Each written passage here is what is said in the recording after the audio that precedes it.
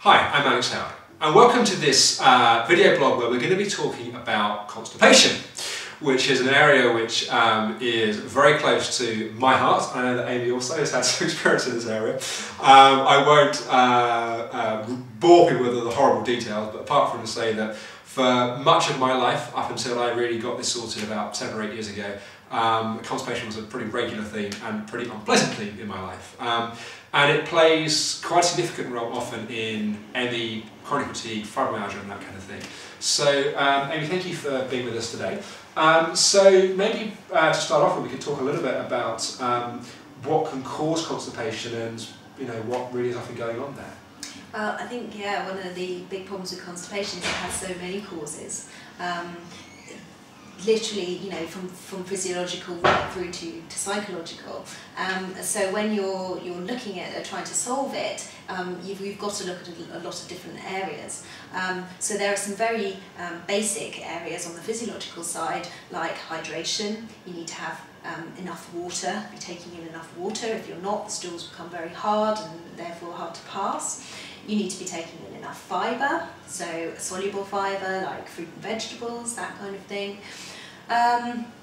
You also need to make sure that you have optimal liver function. If you don't, then if the liver's congested, that can also lead to constipation. Also just things about whether you're able to sort of move around, a sedentary lifestyle, not getting any exercise on a structural level, that can lead to constipation. And then we have all our sort of psychological drivers. So, for example, high states of anxiety, emotional holding, all of those kinds of things will can actually cause the descending colon, which is in this part of your body here, to just spasm. Yeah. So that basically everything gets backed up in the colon, you don't have that release, and therefore you're not able to pass your stools. Well, actually a really interesting example for me personally, and it actually, when I started publicly talking about it sometimes in workshops, I discovered it was true for lots of people. I thought I was the only person, but for many years, up until about, again, 7 or 8 years ago, every time I went away from home, I'd get constipated. And it didn't matter what I ate, that didn't really impact it. And it would mean that I'd have a bowel movement every 3rd day, as opposed to the healthy 2 or 3 in a day. And I would feel awful, and I used to hate going away as a result of this. And the thing that actually changed it was an emotional shift, was actually a sense of feeling a holding in a safety inside of myself that wasn't dependent upon being at home. Mm-hmm. And for about 2 or 3 years after that, whenever I went away and I could have a regular bowel movement, I was so excited.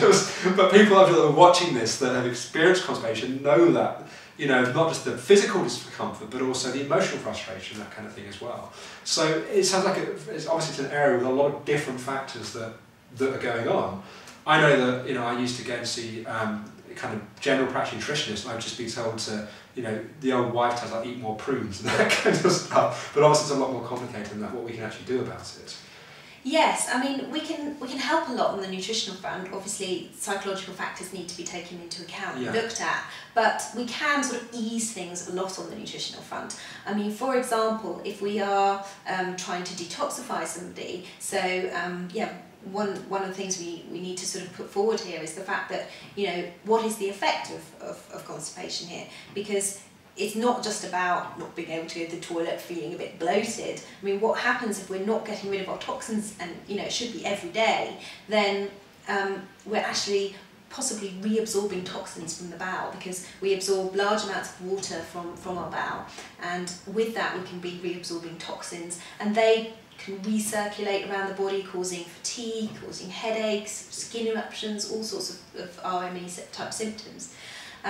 So it's very, very important to be clearing out the bowels every day. So if we're working on a nutritional level, sometimes we want to give the bowels a little bit of help, in the short term sometimes. So we might, many people might have heard of kind of sort of bowel cleanses and that kind of thing. And the benefits of these type of things is they kind of give the system a bit of a kickstart, start cleaning out the bowel. So for that we might use specific types of herbs, that kind of thing. We can also use certain vitamins like vitamin C as a stool softener. So we might use that. That can be very, very helpful in constipation. And also changing the person's diet so that there is including more fibre and more of the things that help to make nice, soft, healthy stools. The other thing is that sometimes it might require us to eliminate certain things from the person's diet.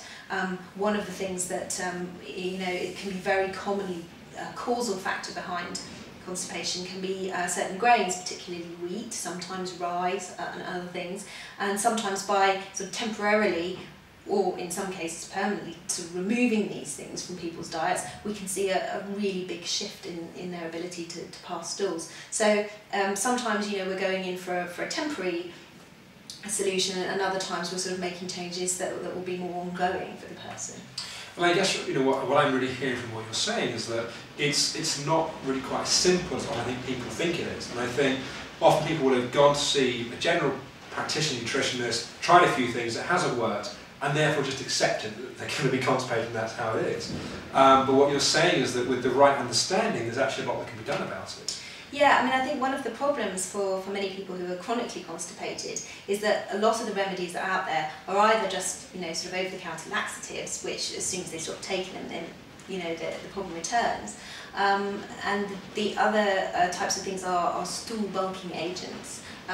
But for someone, or particularly for someone who's experiencing psychologically related constipation, these things actually make the problem worse. So you have many people who've been to a nutritionist and they've tried certain types of things to get the bowels going, and they've actually created more problems than they've solved. So it's understandable that people will start to think, well, I'm just stuck with this, there's nothing I can do. Obviously our expertise in actually looking at sort of what type of constipation do you have, and therefore how do we need to address it. Yeah, no, that makes a lot of sense. I guess my final question which comes in my mind as well is that I think there's actually quite a lot of confusion for people around what actually regular bowel movements are. I've had people say, oh yes, I'm regular, I go twice a week, and they think that's normal. So maybe you could just tell us what should people be aiming for, I guess, what's the goal in terms of bowel movements? Well, I think I totally hear what you're saying here. I mean, I've known many clients who, until they actually see a nutritionist, they don't realise that it isn't normal to go every 3 days or 5 days or once a week or something like that. And indeed, if you don't have a family that's sort of interested in your bowel movements from a young age, which most of us probably don't, probably not something we all discuss, then who's going to be the one to tell you that you're not going regularly? Yeah. So, I mean, really we're aiming for at least once a day, but the absolute ideal is to try and have a bowel movement after every main meal, because it's sort of one in, one out, if you like.